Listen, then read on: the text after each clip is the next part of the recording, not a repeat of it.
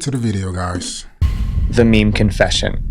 In April 2013, a Reddit user confessed to taking someone's life. He thought he was safe because no one on Reddit knew his true identity, but people online just had to figure out who he was. This story began with a meme called the confession bear. It showed a bear that looked sad or guilty. The meme followed a two-part structure. The top line described a situation, the bottom line revealed the embarrassing secret behind it. Usually, the confession bear meme just admits to small things like I farted and blamed the dog, or that it actually supports the Mets. Real funny. In April 2013, a Reddit user named Narado posted his own version, but his confession wasn't funny. It was far darker than anything that came before it. Narado's confession followed the same format as always. The top line explained the situation. He said his sister's boyfriend used substances and sometimes got violent. Then came the bottom line. That was his confession. He claimed he ended the boyfriend's life by giving him substances without him knowing. Authorities ruled it an overdose. He titled the post, "Finally Have the Guts to Say It." The post got a lot of attention, over 10,000 upvotes and 3,000 comments. Of course, some thought it was just dark humor, but others believed it was real. The comment section turned into a debate. As people argued, Narado jumped in to clarify. He said, "There is some truth behind it, but I'm not saying what was true and what wasn't." Then Narado disappeared again. Now people were convinced he actually did it, and that's when Redditors decided to bring him to justice. Narado's Reddit account did not show his real name, but everything he posted was public. So users went through his old posts and comments. They wanted anything that could reveal his identity. Because he used his main Reddit account, which allowed the internet hive mind to instantly access his personal information, including his date of birth, jobs, location, Facebook, and Twitter information. Piece by piece, they built a profile. They figured out that Narado was actually 24-year-old Colton Goodbrand from San Diego. Once his name was revealed, the story spread fast. Meanwhile, in San Diego, Colton went online and saw what was happening. People figured out he was behind the confession. His name and face were already being shared on blogs. He tried to control the situation. First, he posted on Reddit saying the confession was just a joke. Soon after, he deleted his Reddit account. But he wasn't done. He sent an angry email to the blog that published his name and face. He threatened legal action if they didn't remove the article, but it was too late for damage control. More blogs published the story. Even worse, Reddit users already sent his information to the FBI. Someone also contacted the San Diego Police Department. Their cold case unit opened an investigation. In the end, police never told the public if the confession was real, but no arrest was made. Later, a journalist reached out to Narado's sister. They asked if she ever had a boyfriend who passed away in a suspicious way. Her answer was direct. She said, "It's an ill-advised prank. I know no one who has overdosed." This confession may have been debunked, but this next one, unfortunately, was very real. What?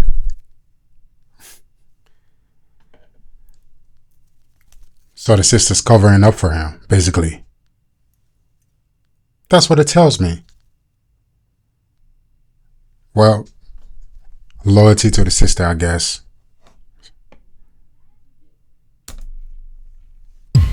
The fake life confession.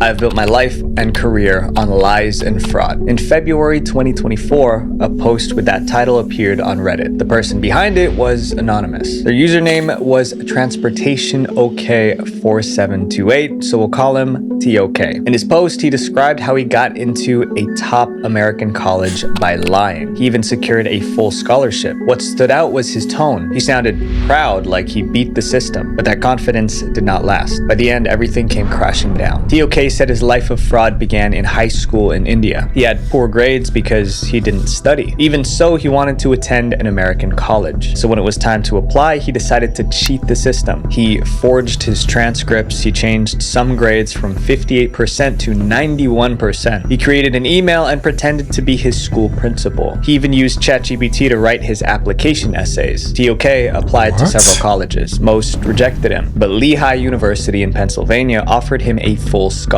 It covered tuition and housing. TOK secured an opportunity he did not deserve, but that wasn't enough for him. The scholarship didn't cover his meals. Meals cost about $5,000 each year, so he told an even bigger lie. So he decided to convince the college that he lost his father to cancer. To make it believable, he created a fake death certificate for his father. He claimed that without his father's income, his family had nothing left. The college believed him. They extended his scholarship to cover meals. In August 2023, TOK arrived in the US to start college, but his lies did not stop. He cheated on almost every exam. When it was time to get an internship after his first year, he made a fake resume. It worked, and he got a paid internship. For almost a year, no one suspected anything. Then he went on Reddit to brag about a scam. What happened next made him regret it instantly. Someone who read TOK's post got mad. Very mad. To him, the confession was insulting to students who worked hard. And by taking the scholarship, TOK blocked someone more deserving. So he set out to expose TOK.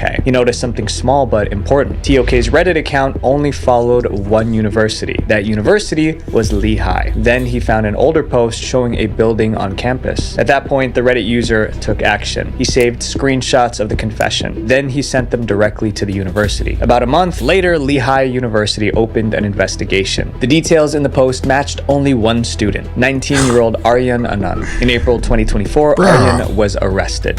The 19-year-old was arrested 2 months ago on a string of charges, including felony counts of forgery and theft of services. He faced up to 20 years in prison, but the case did not go to trial. Instead, a deal was made. Aryan pleaded guilty to forgery. In return, the university dropped the $85,000 he owed them. He was sentenced to time served. After that, he was expelled and deported back to India. His story made headlines. It became an international scandal. Aryan was found because of a university his Reddit account followed and a photo he posted. That was it. And most people have far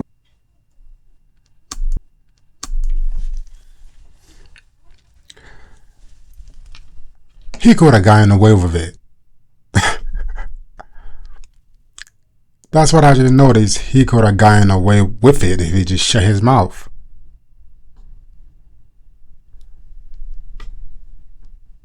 So what was the point of bragging? Some people just stupid. That's crazy. Like, what was the point of bragging?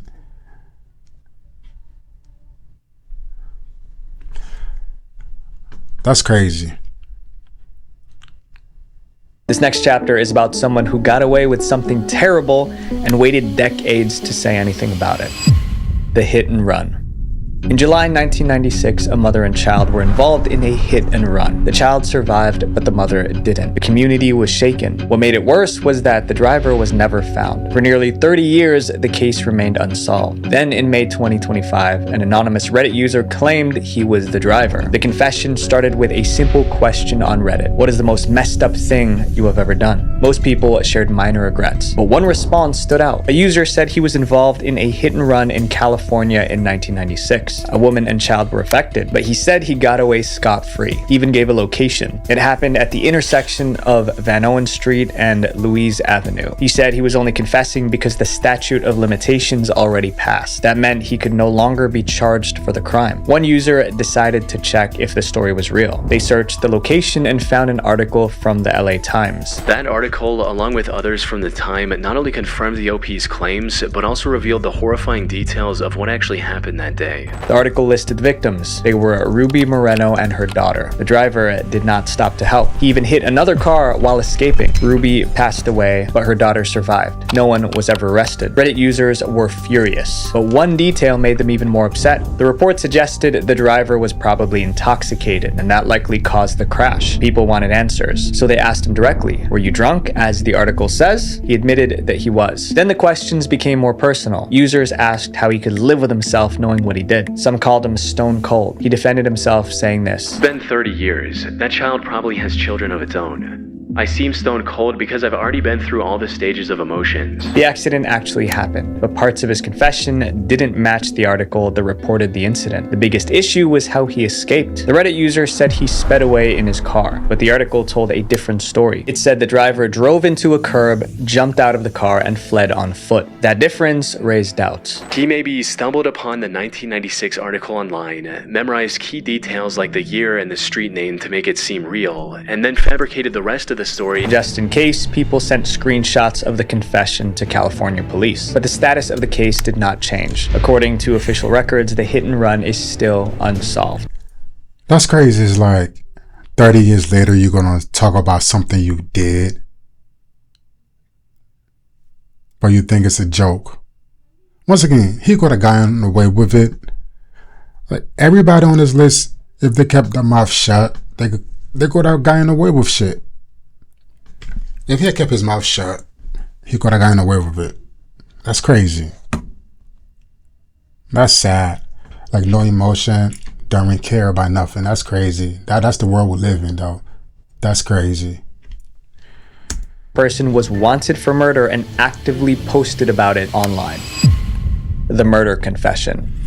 When someone is accused of a crime, they usually do one of two things. They defend themselves in court or they go on the run. In May 2017, one man did both. He ran from the police, and at the same time, he told this story online. The post was titled, "Wanted for Kitchener Murder, My Side." This is the case that the post was talking about. A woman named Melinda was found lifeless in her apartment in Ontario, Canada. Police opened an investigation. The primary suspect was Melinda's 24-year-old boyfriend. His name was Agar Hassan, but they couldn't find him. He was on the run. Police made a tweet declaring Agar wanted, but by then Agar was far gone. Cameras caught him crossing the border from Canada into the United States. Soon after, cameras picked him up again, this time in Pennsylvania. He was seen taking a license plate from a parked car. Police believed he was heading toward Mexico. They spread his wanted posters across the internet. While on the run, Agar went on Reddit. He wrote a long post telling his side of the story. In the post, Agar admitted to ending his girlfriend's life, but he claimed it was an accident, that he did it in self-defense. He also said he wasn't planning to run forever. He just needed time to process everything before turning himself in. He also shared photos and messages between himself and Melinda. The Reddit post went viral. It seemed like a Hollywood movie, a wanted suspect explaining his side on Reddit. Police saw the post and called it potential evidence. Soon after, Agar's Reddit account was suspended, but it didn't matter. Screenshots of his confession spread everywhere. Meanwhile, police waited. In his confession, Agar promised to surrender, but he never did. For 2 months, Agar stayed out of sight, but he did not stay quiet. He kept posting online. On Instagram, he shared a photo of himself and Melinda. The caption read, "I regret every negative thing I ever did to you." Then he did something heartless. He sent a message to Melinda's mother, blaming her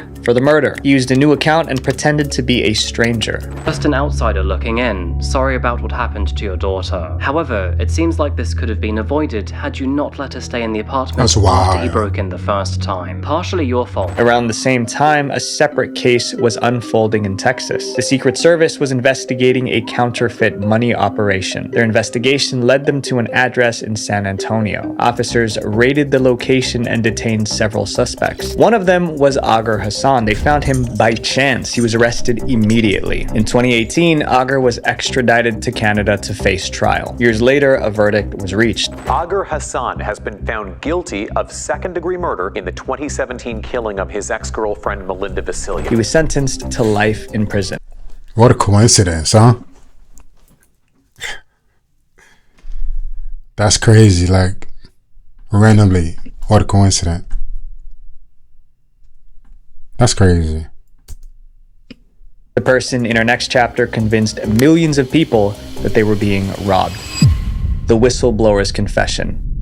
In January 2026, a Reddit user accused food delivery apps of scamming customers. He said he knew because he was a software developer at a big delivery company, so he wrote a long post exposing everything. When you place a food order for delivery, you often see extra charges. Each one is supposed to do something different. One is called a priority fee. Paying it is supposed to move your order to the front of the line. That means you get your food faster. Another is called a driver benefit fee. This fee is meant to help support drivers, like helping with healthcare or insurance. But this anonymous person on Reddit claimed it was all a lie. The post was titled, "I'm a developer for a major food delivery app. The priority fee and driver benefit fee go 100% to the company. The driver sees $0 of it." Then he explained how the supposed scam worked. He started with the priority fee. He claimed the app slows down normal orders on purpose. So when you pay for priority, your order is not actually sped up. It just removes the delay the app created. created. What you're getting is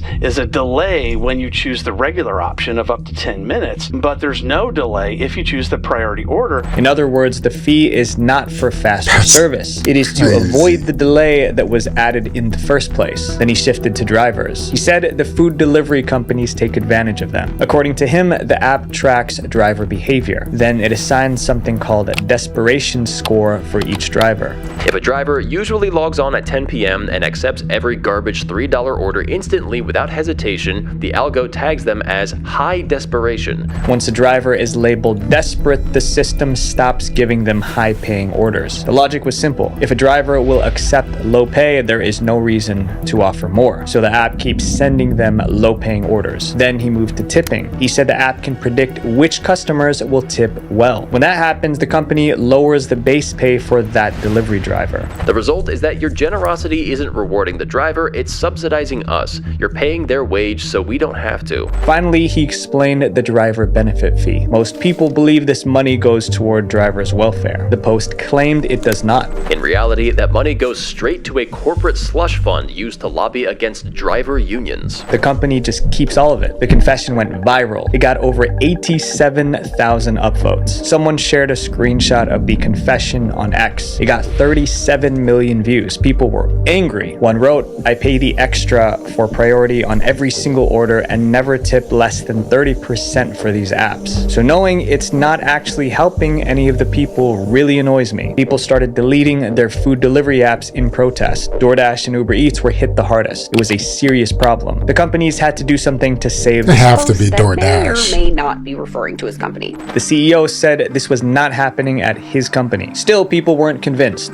Quite an emotional response for something that has nothing to do with you, am I right? Drivers also shared their views. That is- Some said the claims matched what they experienced. If you asked 1,000 drivers on the street, 995 of them would say, yeah, I experienced that. At that point, a reporter decided to investigate the story. His name was Casey Newton. Newton reached out to the Reddit user who made the post. He asked for proof that the claims were true. The whistleblower sent a photo of an Uber Eats employee badge. The name was blurred to protect his identity. He also sent an 18-page internal document from Uber Eats. The Reddit poster gave him what he claimed was an 18-page internal Uber memo, each page marked confidential. The document supported every claim perfectly, but the reporter was uneasy. Why would a company be dumb enough to write something like this? It would obviously get them into trouble. It was sort of a cartoon villain's document about how you would exploit a human being to the absolute maximum. Newton decided to fact check. It turns out the badge itself wasn't real. I would later learn that it had been generated by AI. He checked the document too. It was also AI generated. Newton published his findings in an article, debunking the AI food delivery hoax that fooled Reddit. He explained how the entire Reddit confession was false. Shortly after, Reddit moderators removed the post. No one knows who the whistleblower was or why he made a fake confession. Thankfully, the story was proven false. Despite that, many people still believe the claims are true. No. This should have to be true. I 100% think it's true, but I think somebody peer pressure the investigator guy. No,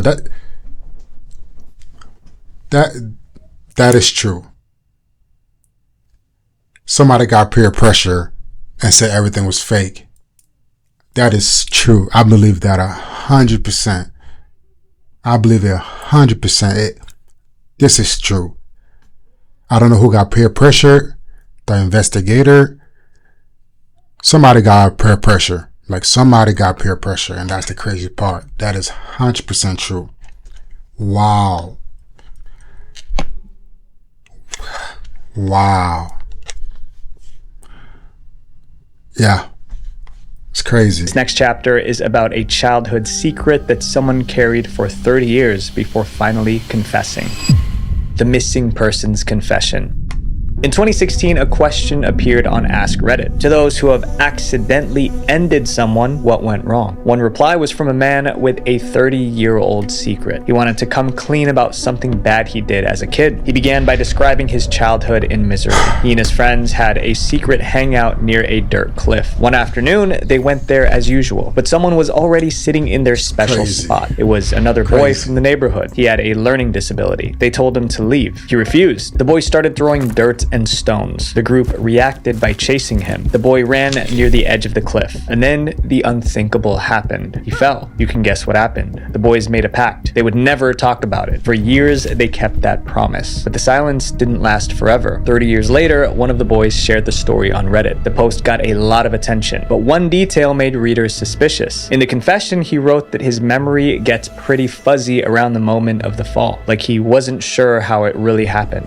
Led many people to believe that maybe him or one of the other boys actually pushed him. People also questioned how they kept the secret for so long. If it was an accident, it would be hard to cover up. I cannot imagine a world where nobody would go home and cry. Like, you'd be crying to your parents about what happened. Some began to wonder if it was not an accident at all. They wanted to find the person behind the post, then they found a way. They realized the confession included a photo of the general area where the fall occurred. The image showed the cliff, and that gave them a starting point. Internet detectives got to work. They studied the landscape in the photo. Soon they traced it to St. Charles in Missouri. From there, they searched old missing persons cases in that area. They found a possible match, a boy named Scott Cleeschulte. He disappeared in June 1988. 30 years ago today, 9-year-old Scotty Cleeschulte vanished without a trace. He hasn't been seen since, but according to reports, Scott went into the woods to play. He never came back. Over time, the case went cold. Reddit users believed this case was linked to the Reddit confession. The timing matched, the location matched, the cliff in the photo was only a mile away from where Scott was last seen. They were so certain that they contacted the police. The person that was finding all this information out actually did report the post to law enforcement in case this could help them solve a missing persons case, but nobody ever heard back. But investigators weren't convinced. They believed Scott was kidnapped. The information on the Reddit thread, it was forwarded to law enforcement. However, it seems the police are still going with the abduction theory. The Reddit confession did not help solve the case. Scott Cleeschulte is still missing. The post was later deleted, and the Reddit user behind it was never heard from again.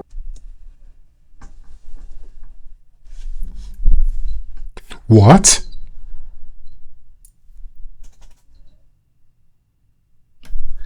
What? Somebody was lazy. Somebody was lazy, don't want to investigate. Somebody was lazy. Somebody was lazy and then I want to investigate. Somebody was lazy and then I want to investigate. Somebody was lazy. What?